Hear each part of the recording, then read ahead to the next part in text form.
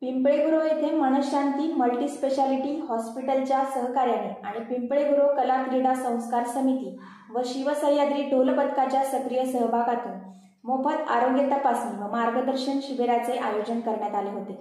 शिबिराच्या आयोजनात राष्ट्रवादी काँग्रेस अनुसूचित जमाती सेल पिंपरी चिंचवड शहराध्यक्ष विष्णू शेळके व महिला सरचिटणीस सुनीता कोळप यांनी पुढाकार घेतला होता।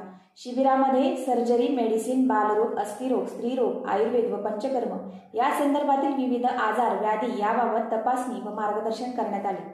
शिबिरात 200हून अधिक रुग्णांची तपासणी करण्यात आली। एक्स-रे, रक्तलघवी, sonography, colonography, gastroscopy, ECG, CT scan इत्यादी तपासण्या सवलतीच्या दरात करण्यात आल्या।